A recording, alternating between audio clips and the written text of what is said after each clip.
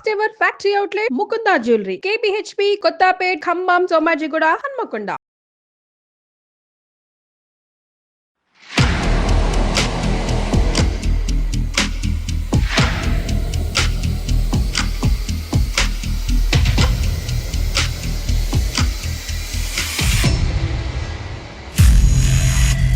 ఈ మధ్య కాలంలో నీకేం తెలియట్లేదు, అసలు నువ్వేం చేస్తావో కూడా నీకు తెలియట్లేదా బేబీ? అరే నువ్వేం మాట్లాడినా ఫస్ట్ అది ఆ క్వశ్చన్ నేనయ్యాలి, నువ్వు కాదు. ఈ రోజు వరకు ఎవరికి చెప్పుకోలేక, ఫ్రెండ్స్ చెప్పుకోలేము, చెప్పుకునే సమస్య కాదు, తల్లిదండ్రులు చెప్పుకునే సమస్య కాదు, ఎవరికి చెప్పుకునే సమస్య కాదు ఇది. నీకు సీనిగాడికి ఎన్నాళ్ళ మించి తాగుతుంది రంకు వ్యవహారాలు. ఏం మాట్లాడుతున్నావు నువ్వు అసలు? ఏం మాట్లాడుతున్నావా? మైండ్ ఉంటే మాట్లాడుతున్నావా? పిచ్చి నాటకాలు ఆడక. నాటకాలు ఆడలేదు సార్. ఏం మాట్లాడుతావు తెలుసా? మరి ఇలాగ 7 సంవత్సరాల తర్వాత మీ భర్త గారు ఇలాంటి ప్రశ్న అడుగుతున్నారంటే కనుక అతను కలగంటున్నాడా, భ్రమపడుతున్నాడా, వాస్తవమా? అంతగా చూసే సందర్భం ఉంటే ఆ రోజు ఏం చేశారు సార్? నోట్లు ఏమన్నా పెట్టుకున్నారా సార్? అంటే నువ్వు తప్పు చేస్తాను మాత్రం ఒప్పుకో కదా. అందమైన జీవితానికి స్వాగతం. నమస్తే కళ్యాణ్ గారు. నమస్తే జయ గారు. కళ్యాణ్ గారు, మనకు వస్తున్న మెయిల్లో నుంచి నేను ఒక మెయిల్ చూశానండి.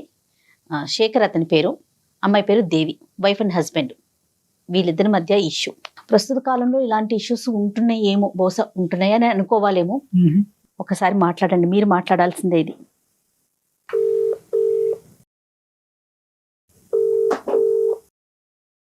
హలో హలో, శేఖర్ గారండి? అవును మేడం. నేను అందమైన జీవితం ప్రోగ్రామ్ నుంచి కాల్ చేస్తున్నానండి. నాతో పాటు డాక్టర్ కళ్యాణ్ చక్రవర్తి గారు ఉన్నారు. శేఖర్ గారు మాట్లాడొచ్చా మీతో? మాట్లాడండి మేడం. రైట్, మీ మెయిల్ నేను చూశాను. ఒకసారి కళ్యాణ్ గారికి చెప్పండి అండి. శేఖర్ గారు సార్. నమస్తే, డాక్టర్ కళ్యాణ్ చక్రవర్తి అండి. నమస్తే సార్. ఏంటి సార్, ఏమైంది శేఖర్ గారు?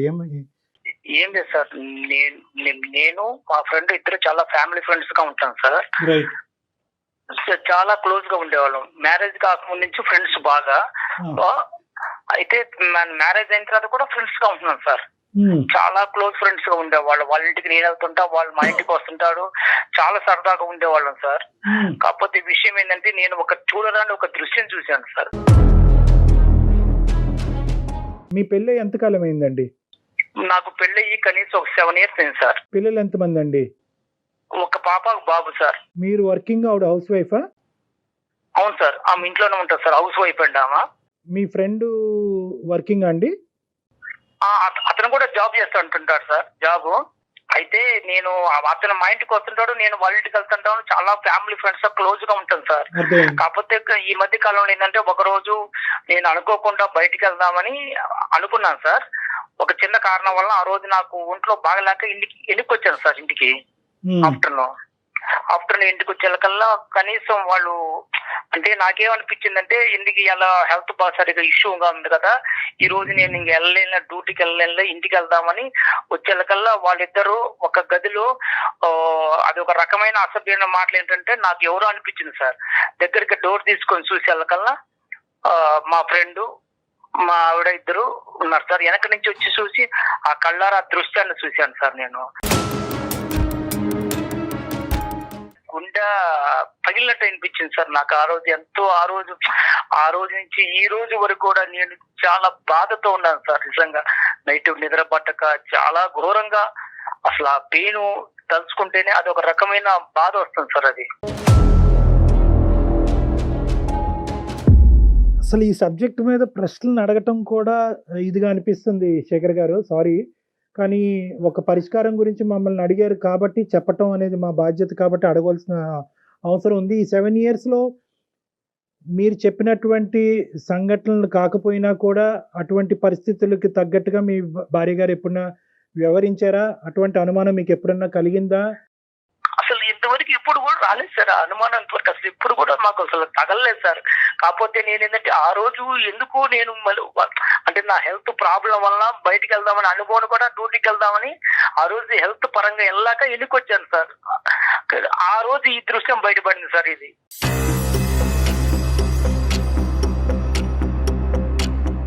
శేఖర్ గారు ఒక్క నిమిషం, మాకు డైజెస్ట్ చేసుకోవడం కష్టంగా అనిపిస్తుంది. మీరు ఆ రోజు డోర్ దగ్గర ఉన్నారు, డోర్ వేసుకోలేదా అండి వాళ్ళు? వాళ్ళు డోర్ లైట్ గా అంటే డోర్ వేశారు కానీ అది డోర్ తీస్తే వస్తా సార్, అది డోర్ అది కాకపోతే నేను బ్యాక్ సైడ్ నుంచి వెళ్ళాను సార్. ఆ మాటలు ఏంటో వల్ల నాకు అనిపించిందంటే ఏంది ఇంత అసభ్యకరమైన మాటలు వస్తున్నాయి, ఇది ఎవరున్నారా ఏందో చూద్దామని బ్యాక్ సైడ్ నుంచి చూస్తే వాళ్ళిద్దరు ఉన్నారు సార్. పిల్లలు ఎక్కడున్నారు సార్ ఆ టైం అప్పుడు? స్కూల్కి వెళ్ళారు సార్ పిల్లలు. ఇంకా రాలే పిల్లలు స్కూల్ నుంచి? ఇంకా పిల్లలు రాలేదు సార్, నేను ఆఫ్టర్నూన్ వచ్చాను సార్ అప్పటికి. మీ ఇద్దరి మధ్యన ఎప్పుడన్నా ఇటువంటి డిస్కషన్స్ వచ్చినాయా? అంటే సహజంగా భార్యాభర్తల మధ్యన చాలా కామన్గా ఇలాంటి చిన్న చిన్న అనుమానాలు ఇలాంటివి అవుతూ ఉంటాయి. ఆ విధమైనటువంటి మీరు అనుమానం పట్టడం అనేటటువంటి పరిస్థితులు ఇంతకు ముందు వచ్చినాయా? అంటే ఒక సంఘటన పరంగా అవనివ్వండి, ఒక సంఘటన కాకపోయినా అవనివ్వండి, అనుమానమైనటువంటి సబ్జెక్టు మీ 7 సంవత్సరాల ప్రయాణంలో ఎప్పుడన్నా ఉందా? ఏ రోజు కూడా అసలు ఆ ఆలోచన కూడా థాట్ కూడా రాలేదు సార్. ఎందుకంటే సొంత ఫ్రెండ్, చాలా క్లోజ్ గా ఉంటాడు, భార్య నేను చెల్లెలతో భావించుకుంటాడు అని టైప్ లో ఆలోచించుకుంటున్నాం కానీ ఏ రోజు కూడా ఇంత థాట్ అనేది ఏ రోజు రాలేదు సార్. ఆ మీద అనుమానం కూడా లేదు సార్. నాకు అంత ఇదిగా ఉండేవాళ్ళం సార్. ఫ్యామిలీ ఫ్రెండ్స్ కు వాళ్ళ భార్య కూడా మా ఇంటికి వచ్చేది, మా మిస్సెస్ కు వాళ్ళ ఇంటికి వెళ్ళేవాళ్ళం, ఏదైనా ఫంక్షన్ ఉన్నప్పుడు అన్నిటికీ వెళ్తుండేవాళ్ళం సార్. అటు వస్తూ పోతుండేవాళ్ళం సార్. ఇప్పుడు తప్పుగా అనుకోకండి శేఖర్ గారు, నేను అడగటం కాదు, మన ప్రోగ్రామ్ చూసేటటువంటి చాలా మంది ప్రేక్షకులు అడిగేటటువంటి ప్రశ్న నేను మిమ్మల్ని అడుగుతున్నాను. మీ మాట నమ్మవలసిన అవసరం ఏముంది సార్? నీ కళ్ళారా చూశాను సార్, అది నీ కళ్ళారా చూడబట్టి ఇంత డిసిషన్ తీసుకుని ఎవరికి చెప్పుకోవాలో తెలియక ఏం చేయాలో తెలియక 10 రోజుల నుంచి మన ఏదో పడుతున్నాను సార్. ఆమెను అడగలేక, మా ఫ్రెండ్ తో చెప్పుకోలేక ప్రతి రోజు నరకం అనిపిస్తున్నాను సార్. నేను కొనుక్కున్నప్పుడల్లా అసలు అర్ధరాత్రి లేచి మెలుకు చూస్తే ఇదే సంఘటన గుర్తొస్తుంది సార్ నాకు. మీరు చూసినట్టు కానీ లోపల ఉండేటటువంటి మాటలు విన్నట్టుగా కానీ మీ భార్య గారికి అయితే తెలియదు ఇప్పటికొచ్చి? ఇంతవరకు తెలియదు సార్. వాళ్ళకి అసలు చెప్పడం కూడా చెప్పలేదు. నేను తిరుగుతూ అడగలేదు సార్. నేను ఎవరికి చెప్పుకోలేక ప్రతి రోజు మనోయాది అనుభవిస్తున్నా సార్ నేనైతే. 4 గోళ్ల మధ్యన అడగవలసినటువంటి ప్రశ్నలు, ఒక క్లినిక్ లో అడగవలసిన ప్రశ్నలు తప్పని పరిస్థితిలో నేను ఈ రోజు మిమ్మల్ని అడుగుతున్నాను శేఖర్ గారు.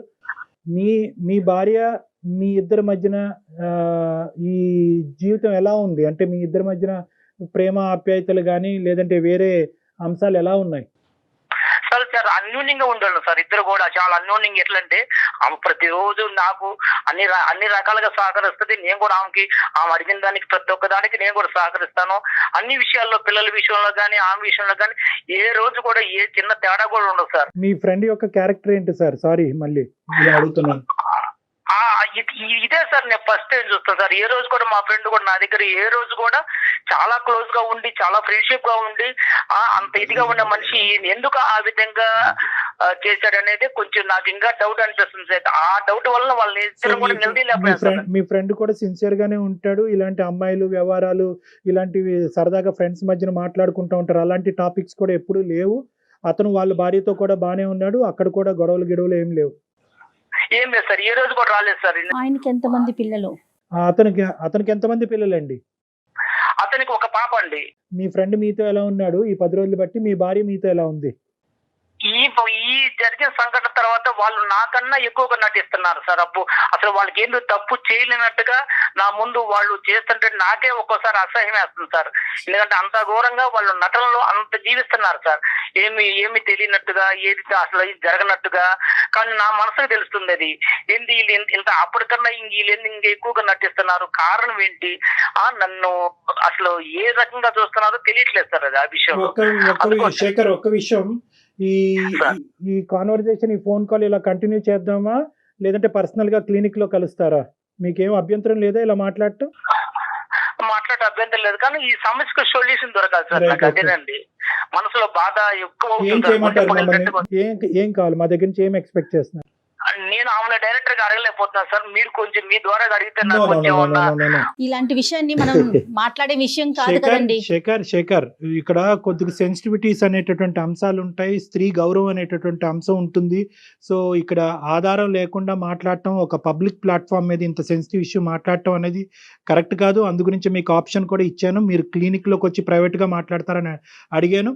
కానీ మీరేమంటున్నారంటే ఇక్కడే నాకు ఆ సొల్యూషన్ కావాలి అని అంటున్నారు కాబట్టి ఇక్కడ మేము మాట్లాడేదానికంటే మీరు మీ భార్య గారిని, ఎందుకంటే మీకు ఆ హక్కు ఉంది, మీకు అడిగేటటువంటి అధికారం ఉంది, మీ ఇద్దరి మధ్యన ఆ స్వేచ్ఛ ఉంది కాబట్టి మీరు అడగండి, ఆవిడ రెస్పాన్స్ ఏంటి అన్నది వింటాం. ప్రధానంగా ఈరోజు మీరిద్దరూ మాట్లాడుకోవాల్సినటువంటి అంశం, ఒకప్పుడు ఇష్యూ చేయి దాటి ఇంకో లెవెల్కి వెళ్తున్నట్టుగా అయితే కనుక ఖచ్చితంగా ఆ కాన్వర్సేషన్ అక్కడ ఆపి మీరు క్లినిక్ వచ్చి కలవాల్సిన అవసరం ఉంటుంది. ఓకేనా? ఈ కండిషన్స్ మీద అయితేనే మనం కంటిన్యూ చేద్దాం, లేదంటే కట్ ఆవిడతో చేద్దాం. మాట్లాడదాం. సరే ఓకే సార్, మాట్లాడతాను sir. Right, okay, call connect చేయండి.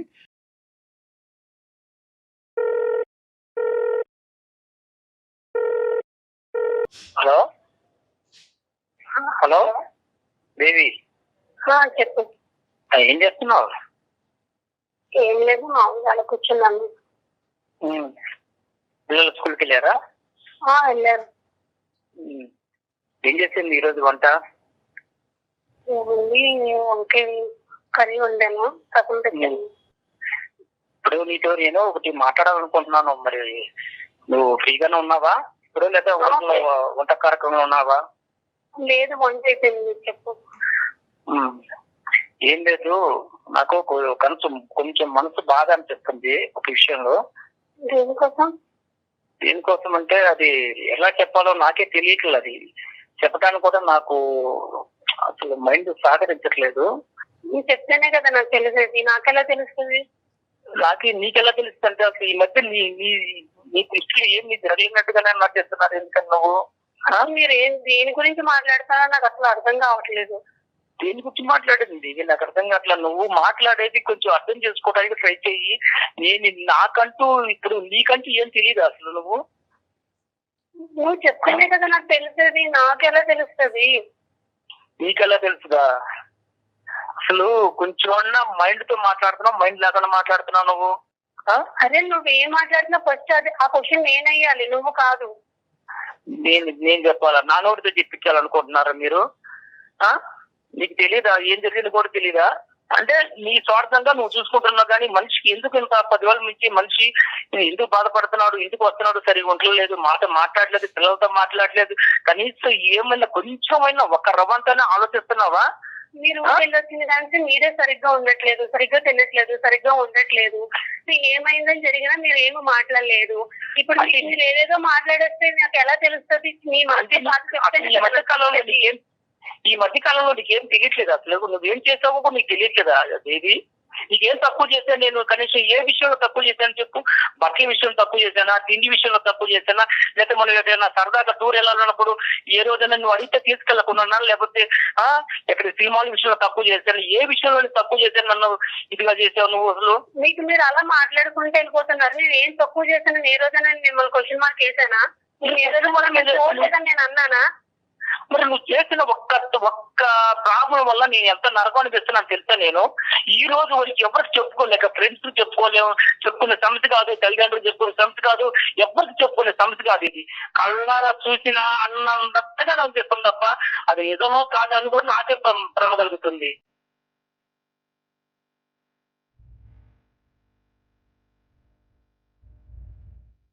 నీకు సీనగాడికి ఎన్నాళ్ళ నుంచి తాగుతుంది రంగు వ్యవహారాలు?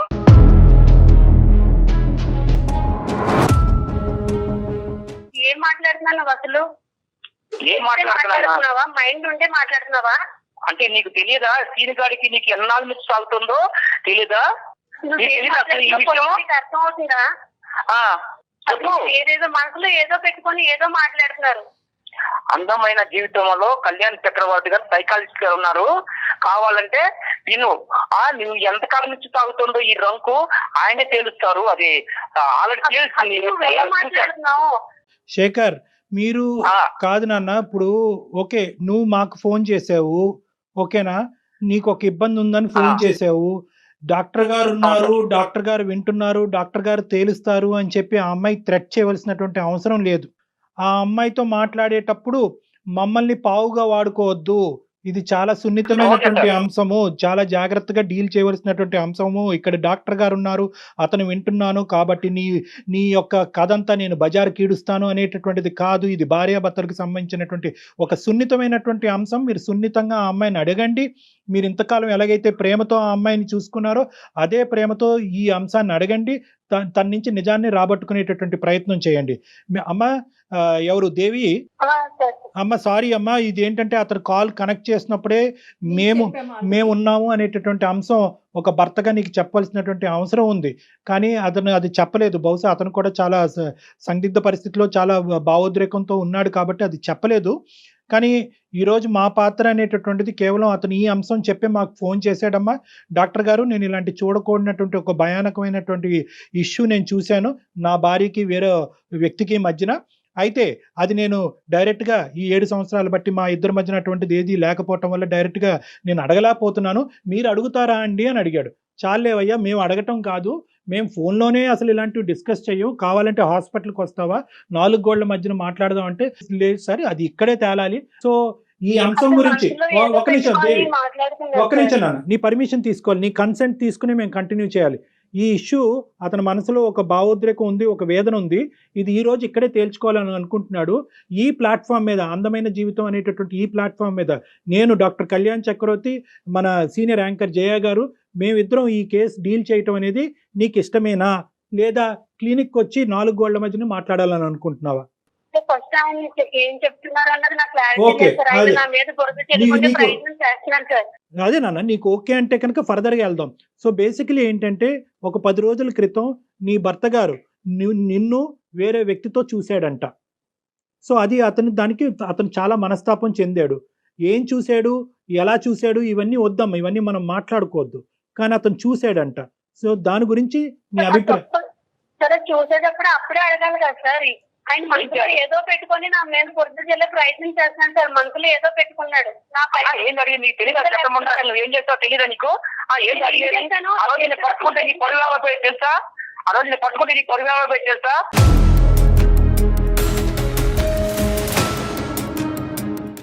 నా పరువు గుట్లు నేను సైలెంట్ గా మూసుకొని పోయాను తెలుసా, బయటికి కళ్ళ చూసి కూడా మూసుకొని పోయాను ఆ రోజు.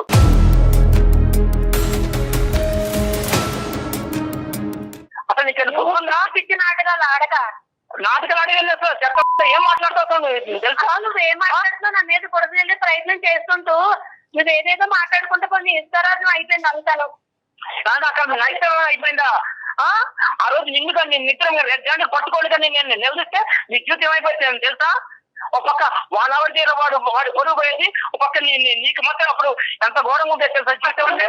మీ చుట్టాలు ఉన్నారు, మా చుట్టాలు ఉన్నారు, అడగడానికి వాళ్ళు ఎవరు లేరా?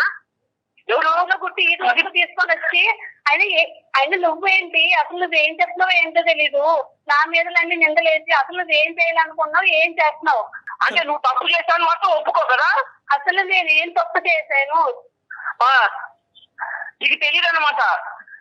అమ్మ శేఖర్, ఒక్క నిమిషం, పబ్లిక్ గా తిట్టేటటువంటి ప్రయత్నం చేయొద్దు. అలా అయితే కనుక మన ఈ కాన్వర్సేషన్ కంటిన్యూ చేయలేము, ఇక్కడితో ఆపేద్దాం. నెంబర్ 1, అది ఫస్ట్ మీరు గుర్తుపెట్టుకోండి. I know your emotionally hurt, కాదనట్లేదు. ఈ తప్పు ఎలా జరిగింది అనేటటువంటి ప్రశ్న అనేటటువంటి రకరకాలు ఉన్నాయి. కానీ అసలు ఫస్ట్ ఆఫ్ ఆల్ ఆ అమ్మాయి మాట్లాడేటటువంటి అంశాలు మనం విందాం. అసలు తప్పు జరిగిందా లేదా, అసలు నువ్వు చూసింది ఏంటి, జరిగింది ఏంటి అనేటటువంటి అంశాలు ప్రధానంగా మనం మాట్లాడుకుంటే కనుక ఒక క్లారిటీ వస్తుంది. ఆ తర్వాత ఏం చేయాలన్నది ఆలోచిద్దాం. అమ్మ దేవి, మీ హస్బెండ్ ఆ రోజు ఊరి నుంచి ఆఫీస్ నుంచి ఎక్కడి నుంచో వచ్చాడు. వచ్చినప్పుడు ఏం జరిగిందమ్మా? నువ్వు ఒక్కదానివే ఉన్నావా, ఎవరన్నా ఉన్నారా ఇంట్లో, వేరే వాళ్ళు ఎవరన్నా? నేను ఒక్కదానే ఉన్నాను సార్. మీ భర్త గారు ఇంతకు ముందు ఎప్పుడైనా నిన్ను అనుమానించారా ఈ విధంగా వేరే మగవాళ్ళతో? లేదు సార్, అసలు అనుమానించి. మరి ఇలాగ 7 సంవత్సరాల తర్వాత మీ భర్త గారు ఇలాంటి ప్రశ్న అడుగుతున్నారంటే కనుక అతను కలగంటున్నాడా, భ్రమ పడుతున్నాడా, వాస్తవమా? ఈ 10 రోజులు పెట్టి ఆయన అసలు మతి సిమితి ఉందో లేదో నాకు అర్థం అవ్వట్లేదు సార్. ఆయన అసలు సరిగ్గా మాట్లాడట్లేదు, వండించట్లేదు, సరిగ్గా ఉండట్లేదు. పిల్లలతో కూడా సరిగ్గా మాట్లాడిందే లేదు. డాడీ అని పక్కకి వెళ్ళినా కానీ లేకపోయి వెళ్ళిపోతున్నాడు, తనే వేడిస్తున్నాడు, తను మొదలు పడ్డాడు. అలా ఎందుకు జరుగుతుందని తెలుసుకునే ప్రయత్నం చేసినా కానీ నాకు అస్సలు రెస్పాన్స్ అయ్యట్లేదు. అలా కదా, ఈ 10 రోజులు బట్టి అతని మానసిక పరిస్థితి గురించి మాట్లాడలేదు తల్లి. కానీ ఆ రోజు జరిగినటువంటి సంఘటనలో ఇంట్లో నీతో పాటు ఎవరన్నా ఉన్నారా? మిగతా అంశాలు నేను అడగనమ్మా. ఎవరు లేరు సార్, ఎవరు లేరు. ఎవరు లేరు. అయినా అంతగా చూసే సందర్భం ఉంటే ఆ రోజు ఏం చేశారు సార్? నోట్లో ఏమన్నా మట్టి గడ్డలు ఏమన్నా పెట్టుకున్నారా సార్? అమ్మ అది కాదమ్మా. వాస్తవానికి ఇది నిజమా అబద్ధమా, జరిగిందా జరగలేదా అనేటటువంటి అంశం నిర్ణయించవలసినటువంటి వాళ్ళం మేం కాదు. జరిగింది అని మేము అనలేము, జరగలేదు అని మేము అనలేము. అది మీ భార్యాభర్తలకు సంబంధించినటువంటి ఒక ప్రైవేట్ ఇష్యూ. కానీ ఈరోజు ఏంటంటే మీరు ఆ సబ్జెక్ట్ మీదకి వెళ్ళకండి. ఆ ఒక్క సబ్జెక్ట్ మీద మేము అతన్ని అప్రిషియేట్ చేస్తున్నాం. ఒకప్పుడు ఇటువంటిది ఏదైనా జరుగుంటే ఎక్స్ అనేటటువంటి కేసు సినారియో తీసుకుందాం. మీ ఇద్దరు దాంట్లో జరిగిందో లేదో అనేటటువంటిది మనం మాట్లాడద్దు. ఒక ఎక్స్ అనేటటువంటి బయట కేసు సినారియోలో భర్త ఇలాంటి బట్టబయలు చేయలేదు, దాచిపెట్టుకున్నాడు అంటే కనుక భార్య, కుటుంబం, పిల్లల యొక్క పరువు కాపాడటం గురించే అతను చేశాడు అని వర్ణించవచ్చు. మీరు అది రెట్రోస్పెక్టివ్ గా ఈ రోజు ఇంకో విధంగా అడుగుతున్నారు, నన్ను రెడ్ హ్యాండెడ్ గా పట్టుకుంటే ఏమై ఉండేది. అంతలా చేసినోడు ఏంటి ఈ రోజు ఇలా చేయలేడు కదా సార్. ఏ తప్పు చేయకంటేనే ఇంత నిందలేసి ఆయన మనసులో ఏదో పెట్టుకొని ఏదేదో మాట్లాడతారు. అసలు ఏం చేయాలనుకున్నాడు కూడా నాకు అర్థం సో కావట్లేదు. నీ ఉద్దేశంలో ఏంటంటే అతని మానసిక పరిస్థితి బాలేక ఏవో కనిపించుకోనివి అతని కళ్ళకు కనిపించినవి అతను భ్రమపడుతున్నాడు అని ఊహించుకుంటున్నాడు.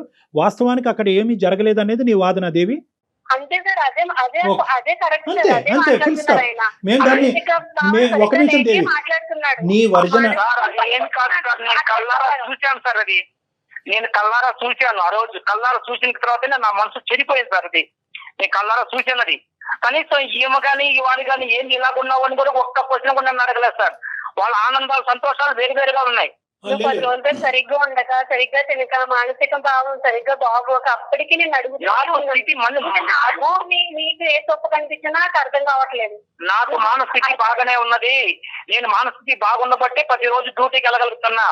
అర్థమైందా? మానస్థితి బాగాలేకపోతే డ్యూటీ ఆపేసి ఇంట్లో ఉండేవాడిని. అర్థమైందా? నువ్వు చేసిన దానికి సమర్థించుకోవడానికి చూడబాకు. నువ్వు అదే నువ్వు చేస్తుంటే వింటూ ఉంటే నువ్వు ఏది మాట్లాడినా అది కరెక్టే. అలా మేము ఒప్పుకోవాలి. అదే నేను మన పెళ్లి ఇంతకాలమైనా ఏ రోజైనా నిన్ను నిలదీసి నేను అడిగానా? అంత ముందు నీ ప్రశ్న శేఖర్, నేను ఎప్పుడైనా నిన్ను నిలదీశానా, నేను ఎప్పుడైనా నీ మీద ఇలా అనుమానం పడ్డానా అనేటటువంటి మాట ఎంత కరెక్టో దేవి కూడా అటువంటి విధంగా ప్రవర్తించకపోవటం అనేటటువంటిది 7 సంవత్సరాలు బట్టి మీ కళ్ళ ద్వారా మీరు కూడా చూశారు. సో అది కూడా పాయింటే. ఇక్కడ ఏంటంటే ఆవిడ ఇంతకు ముందు ఇలా ఉందండి, ఇప్పుడు ఇలా ఉందండి, తర్వాత ఇలా చేసింది అనేటటువంటి ఎగ్జాంపుల్స్ మీరు ఇవ్వలేకపోతున్నారు. మొదటి నుంచి నా భర్తకు అనుమానం అనేటటువంటి ఒక ఇది ఉందండి అని చెప్పి ఆవిడ చెప్పలేకపోతుంది. సో ఇదేంటంటే ఒక ఇన్సిడెంట్ చుట్టూరు జరిగినటువంటి ఒక ఇష్యూ కింద మనం పరిగణలోకి తీసుకోవాలి. సో మీరిద్దరూ మేడ్ ఫర్ ఈచ్ అదర్. మీరిద్దరూ ఇప్పుడు వరకు మీ ప్రయాణం చాలా సాఫీగా జరిగింది, ఎటువంటి ఇబ్బందులు లేకుండా జరిగింది. ఇప్పుడు ఉండేటటువంటి ఈ పరిస్థితిలో మీరేదో చూడరానటువంటిది మీరు చూశారని అంటున్నారు. ఆవిడేమో వచ్చి మీ మానసిక పరిస్థితి బాలేక మీకు అది కనిపించింది కానీ నా క్యారెక్టర్ అసాసినేషన్ చేసే హక్కు నీకు లేదు అని అంటుంది. సో ఇది చాలా సెన్సిటివ్ ఇష్యూ. ఎప్పుడు ప్రవర్తించినది ఇంతగా ప్రవర్తిస్తున్నారు. అది ఎందుకు వలన జరుగుతున్నది నాకైతే తెలియట్లేదు. ఏం తెలియట్లేదు. నేను కేవలము పిల్లల్ని దృష్టిలో పెట్టుకొని శేఖర్, మీరు ఎంత వేదనలో ఉన్నారు, ఎంత బాధలో ఉన్నారు అన్నది మాకు అర్థమవుతుంది. అదే విధంగా ఈ ప్లాట్ఫామ్ మీద నీ భార్య గారి యొక్క క్యారెక్టర్ గురించి మాట్లాడి ఒక కన్క్లూజన్కి వచ్చి ఒక కన్ఫర్మేషన్ ఇచ్చేటటువంటి వేదిక ఇది కాదు. ఎందుకంటే నేను చూసింది అబద్ధం అండి, నా భార్య పరువు నేను ఇలా పబ్లిక్గా వచ్చి తీసుకుంటానా అనేటటువంటి అంశాల గురించి ఈ వేదిక అది మాట్లాడదు. అట్ ద సేమ్ టైం ఆవిడ క్యారెక్టర్ ని అసాసినేషన్ చేసేటటువంటి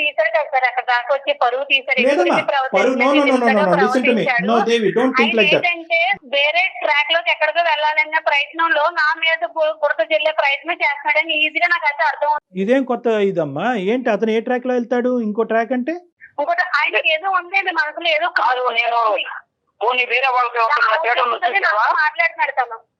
కాదు, నేను వేరే వాళ్ళతో ఎవరితో థియేటర్లో చూసావా? పోనీ నా గురించి ప్లాట్ ఎప్పుడైనా విన్నావా? ఒకసారి క్లినిక్ వచ్చి మాట్లాడినట్టు బాగుంటుందేమో కళ్యాణ్. శేఖర్, ఇక్కడతో ఆపుదాం. ఒక్క నిమిషం దేవి, అమ్మ దేవి, ఏమండి శేఖర్ గారు, మనం ఇక్కడతో ఆపవలసినటువంటి అవసరం ఉంది. ఎందుకంటే ఇది ఒక పబ్లిక్ ప్లాట్ఫామ్. ఇక్కడ ఇంత సున్నితమైనటువంటి అంశాలు సహజ సిద్ధంగా మేము డిస్కస్ చేయము. కానీ టాపిక్ కాస్త మొదలైన తర్వాత ఎక్కడో చోట దీన్ని ఒక కంక్లూడ్ చేస్తే కనుక అట్లీస్ట్ మీరు ఈ రోజు ఇంటికి వెళ్ళిన తర్వాత మీ ఇద్దరు గొడవ పడకుండా ఉంటారు, మీ ఇద్దరి యొక్క సేఫ్టీ మేము కాపాడినటువంటి వాళ్ళం అవుతాం అనే ఉద్దేశంతోనే ఈ సబ్జెక్ట్ కొంతవరకు ప్రొలాంగ్ చేయడం జరిగింది. ఇక్కడ 2 అంశాలు నేను పరిగణలోకి చెప్పాలి అని అనుకుంటున్నాము. దేవి గారు, ఇక్కడ మీ క్యారెక్టర్ ఎవరు అసాసినేట్ చేయలేదు, ఎవరు కూడా మిమ్మల్ని వేలెత్తి చూపెట్టలేదు, మీరు తప్పు చేసినట్టుగా ఎవ్వరూ మాట్లాడలేదు. మీ భర్త గారు ఒకటి చూశారు అన్నారు, అది మిమ్మల్ని ప్రశ్నించారు, మీరు అది ఖండించారు, ఇది కరెక్ట్ కాదన్నారు, సబ్జెక్ట్ అక్కడ అయిపోయింది అంతే. You are the same person as you are. So దాని గురించి మీరు భయభ్రాంతులు చెందవలసినటువంటి అవసరం లేదు. ఇక్కడ 2 అంశాలు అయి ఉండొచ్చు. ఆ 2 అంశాలు, ఒకటి ఏదైనా జరిగి ఉండొచ్చా అనేటటువంటి ఒక అంశం, రెండోది ఇతను అనుమానం కానీ లేదంటే ఒక సైకలాజికల్ పరంగా ఏమైనా ఇబ్బంది పడుతూ ఉండొచ్చా.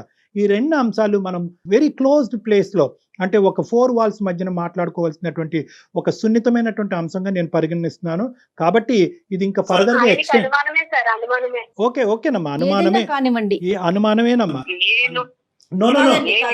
అనుమానించిన వాడినైతే ఫ్రెండ్ ఎందుకు ఇంటికి రానిస్తాను, నాతో ఉన్న క్లోజ్ ఉన్న ఫ్రెండ్ ని కూడా ఇంటికి రానిస్తారంటే అర్థం చేసుకోవాలి. అదే ఫ్రెండ్ నిందేసావా? మీరు 100 చెప్తే ఆ అమ్మాయి 200 చెప్తుంది. Okay, this thing will prolong for ever and ever. So నా ఉద్దేశం ఏంటంటే, ఆపండి, ఇక్కడి వరకు ఆపండి. మీరు వచ్చి నన్ను పర్సనల్గా కలవండి, మనం క్లినిక్లో కూర్చుందాం, మాట్లాడుకుందాం. ఈ సబ్జెక్ట్ని ఇక్కడితో ఆపండి. దయచేసి ఎవరు పెద్ద పెద్ద నిర్ణయాలు తీసుకోవద్దు.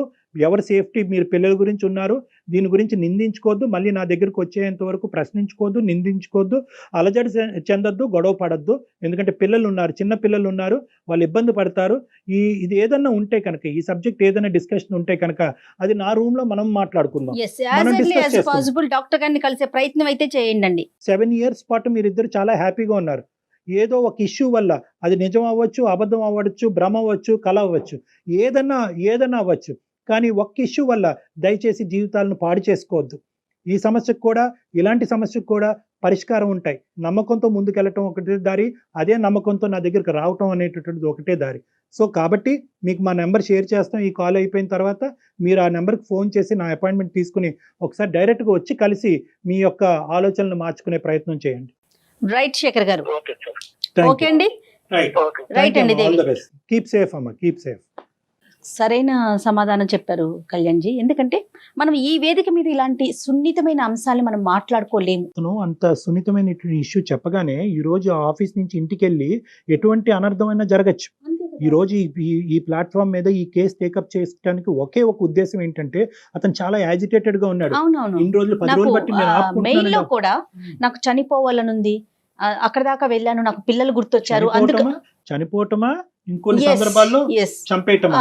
సో ఈ 2 రిస్క్స్ ఉన్నాయి కాబట్టి అట్లీస్ట్ అతనిలో ఉండేటటువంటి ఈ వేదన, ఈ వేడి తగ్గించి వేరే ప్లాట్ఫామ్ దగ్గరికి వస్తే కనుక ఒక సొల్యూషన్ దొరుకుతుందనే నమ్మకం ఇవ్వటమే. ఖచ్చితంగా వాళ్ళు మనకి కాంటాక్ట్ చేసి ఇమీడియట్ గా వాళ్ళతో మాట్లాడే ప్రయత్నం చేయండి కళ్యాణ్ జీ. షూర్ అమ్మా. రైట్ అండి, థ్యాంక్ యూ సో మచ్ అండి. Thank you. నమస్తే.